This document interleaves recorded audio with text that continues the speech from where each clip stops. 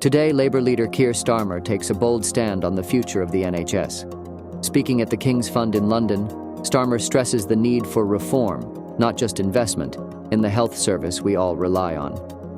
Starmer begins by emphasizing that reform does not mean abandoning the founding principles of the NHS. Publicly funded, free at the point of use, and inspired by Bevan's vision, the NHS has always stood for dignity in care.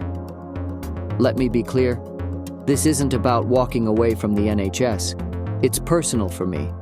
My mother, sister, and wife all worked for the NHS. The service cared for my mother during her illness, and I will always support its values. But Starmer makes a tough statement. The NHS cannot simply receive more money without change. The health system needs reform before more funds are added. We have to fix the plumbing before we turn on the taps. No more money without reform. Starmer calls out inefficiencies. Agency staff costing £5,000 per shift, appointment letters arriving late, and patients trapped in hospital because they can't get care in the community. He emphasizes that these issues can't all be blamed on COVID.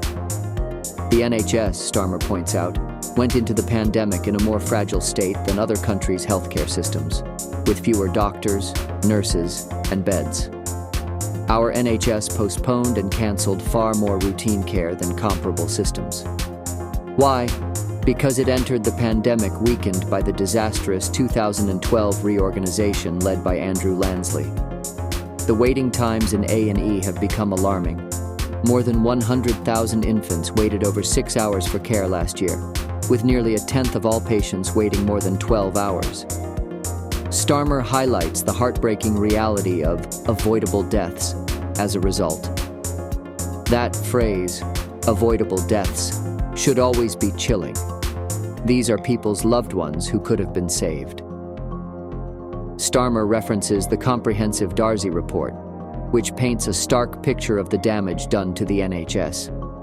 The report outlines that the NHS is at its lowest point in public satisfaction, a legacy Starmer blames on the Conservative government. Even Lord Darzi, a senior surgeon, is shocked by the findings. The report states that the ideologically driven reforms from 2012 left the NHS in chaos, and the effects are still felt today. The Tories broke the NHS, and it's unforgivable. Public satisfaction has fallen to an all-time low, and this is literally a matter of life and death. Looking forward, Starmer pledges reform.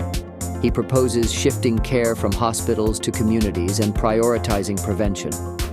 He believes the biggest improvements will come from investing in primary care and public health. This government is building a 10-year plan, moving from an analog to a digital NHS, shifting care closer to home, and focusing on prevention. Keir Starmer's message is clear: the NHS needs radical reform. And while it won't be easy or quick, he believes this reimagining can turn around the future of healthcare in Britain.